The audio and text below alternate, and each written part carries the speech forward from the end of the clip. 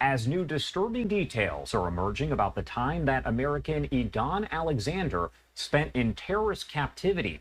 Hamas returned Alexander to Israel Monday as a, quote, goodwill gesture toward President Trump and his administration.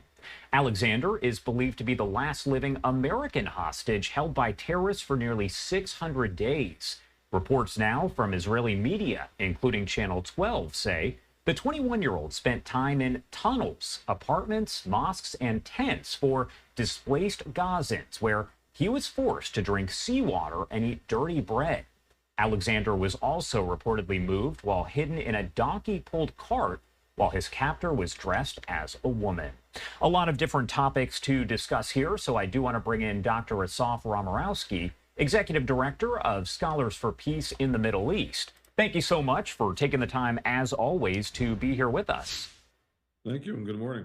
Good morning. Well, first off, I do want to talk to you about these new details released of the almost 600 days that Edan Alexander was held captive there. What do you make of some of those details? Because they mirror a few of the stories that we've heard from other hostages who have spoken up after being either rescued or just brought back to Israel from Gaza.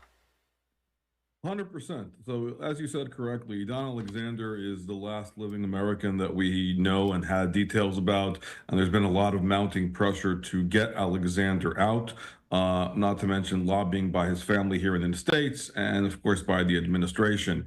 The conditions, of course, are horrifying, but, of course, validating as relates to all the information that we know about previous hostages. The other thing that we know today is, of course, you saw this and during the release, is the burns on his hands. Edan was shackled. He was tortured psychologically. He was tortured physically. And so all of these things are, again, more and more coming to light. He was able to give back some more information, a little bit more hope to some of the families of signs of life of other hostages, which again always happens as much as you could spin it positively that we know that some of them are still alive. Again, the numbers about who is still alive is unclear out of the now 58. They're guesstimated between 21 and 24, very unclear as far as these numbers. But Alexander has suffered. Not to mention the fact that Alexander was also a soldier, so he also knew that soldiers would be treated even worse off than what Hamas defined as so-called citizens, though Hamas, again, as you and I have discussed for months now, does not really differentiate between combatants and non-combatants, but they do take soldiers. He was caught in battle defending an area, and so that even made it worse for him. The other thing that became apparent is that there were some foreigners, hostage foreigners, who were taken in those areas in the tunnels that he was as well. And it has now become clear that he was a translator because of his knowledge of English, that he could communicate between Hamas and those foreigners as well. So he served in that purpose as well. But because he was considered to be a high mark and the amount of pressure, given the fact that he is an American Israeli, Hamas understood that and leveraged that. And there were a lot of videos that were released along the way trying to make sure that they can utilize him as a pawn. And that's what we saw over the past few months now. When we talk about what we're seeing over in Gaza right now, does it appear that we are seeing that escalation that's been discussed? Because it looks like there are more airstrikes. And one thing I do want to bring up before we talk a little bit more about that is the fact that we have these numbers that are coming in from the Palestinian Health Ministry, which is run by the Hamas terror group. So it is important to remember that as they're releasing these numbers. But as far as what we're seeing, is that the start of this escalation that Israel has said will happen? It's not the start, it's a continuation. I mean, you did see the Israelis have now called up more troops and more reservists going in. The working kind of philosophy of the current Israeli administration is that more military pressure is going to put pressure on Hamas thereby releasing the hostages. It's a very delicate balance, as you and I have discussed for months now. And that is the fact that the objectives of the war from the begin with is how do you release the hostages and bring them back home? And how do you eradicate Hamas from existence?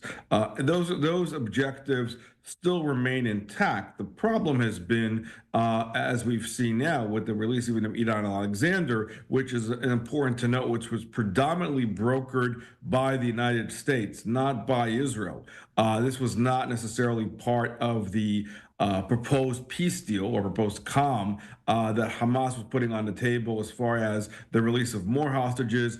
As you said in your earlier remarks, this was given as a kind of a goodwill gesture to honor President Trump. And so that is in a different constellation of the larger issue. But that being said, Israel cannot, and this has been the concern from the beginning of the war, cannot afford to leave the southern part of Israel because there's no other alternative entity to protect and to ensure the safety and security of the southern communities of Israel. And that's still being the case. And these numbers that you're seeing now coming out of the quote unquote Ministry of Health of Gaza, which is, of course, clearly Hamas, are indeed inflated, they're manufactured, and there's been a lot of pressure mounting on the Israelis regarding the conditions. And this is, again, part of the ongoing tactic to aggrandize pressure on the state of Israel. And as relates now to following the release of Edan Alexander, this is again a way to put pressure on the United States, to try to put pressure on the Israelis as far as a sequence of events to say, we have more hostages, we can make this happen, but we need the Israelis to push back, end the war, etc. The bigger silver lining for the Israelis is Israelis can't live in the state of Israel. I'm talking about the Netanyahu government cannot live with a day after tomorrow scenario with Hamas still in office. If that's the case, then from their perspective, they have lost the war. And let's not forget how this all started. So that's clearly a red line for the Israelis.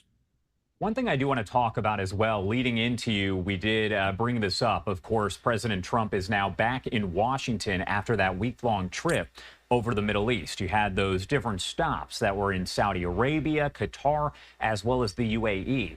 What do you make of that trip? What was likely accomplished, and what were maybe some of the highlights? So let's contextualize it. I mean, it's important to note that Trump is a transactional president.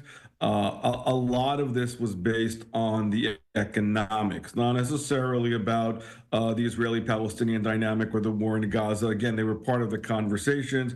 Clearly, the Israelis were absent from this conversation. To my mind, a lot of this had to do, of course, with the United States coming in as a result of China attempting to, of course, create another kind of environment in the Middle East and been buying up the Middle East, in particular in areas of those countries like Saudi Arabia and like the UAE and the Qataris, so the Chinese investments that are going in. And Trump has been looking from an economic standpoint to create deals to turn it around really, and to center the United States from a financial standpoint. And some of these deals that have come out, turning it back to the United States and U.S. investments. And it is important to note that China has been trying to do, has had a significant amount of investments in the Middle East to try to organize a kind of a 2.0, 3.0 Middle East as far as Chinese investments. So from that perspective, that's where this is coming from. I would say that the Saudis are indeed that was a critical visit. As far as investment in the United States. The United States has a long relationship with Saudi Arabia, a bit complicated over the years. But when it comes to oil, when it comes to investment in military arms, and let's not forget the fact that the Saudi element here also played into counter Iran. Saudi Arabia is literally the guardian of Mecca. It is the largest hub of the Sunni Muslim world. And when you're talking about the greatest destabilizing factor in the Middle East being the Iranians, again, the fact that the United States is siding with Saudi Arabia, a traditional longtime ally. That is indeed critical. And the concern, of course, that the Saudis have, which is a concern as far as the larger evolution of the Middle East as far as the wars are going on, is Saudis are also concerned about the Iranian quest for the bomb, and they too are not sitting by the sidelines. They too are also working on their own nuclear power as far as that goes. And when it comes to the Saudis, we cannot talk about the Saudis without mentioning the Houthis as it relates to Yemen and the Yemenis and the border with Saudi Arabia. That is also their war on terror. So all of these feed into the larger issues of why Trump was there. I think that the bigger concern out of these stops along the way, and the bigger concerning to my mind, is the stop and the relationship with the Qataris. Qatar is obviously one of the largest reasons and the patrons of 10/7. The Qataris have tried all along to play this both ways, while at the same time negotiating and harboring and creating a safe haven for Hamas leadership in Doha, but at the same time trying to negotiate and be seen as honest brokers as far as interlocutors when it comes to the hostages. You can't have it both ways. And my bigger concern, of course, is, which is a concern to all of us, is the amount of investment, Qatari investment in the K through 12 education and higher education here in the United States at large, as far as buying American institutions and as far as politicizing the American education system at large. These are all major concerns, but the fact that there was some kind of genuflecting that was going on here, and there was also a rumor that did not come to fruition, that right after the release of Edan Alexander, that Alexander would be invited or flown to Qatar to meet with the Emir and Trump together. That was a bad imagery for the Israelis. And eventually that, was pushed aside. I think that where things were left now is that Alexander, according to his family and reports of the Israeli press, would meet the president in the White House here in Washington. But that would be a bad image all around, and giving, really, to my mind, the Qataris a pass.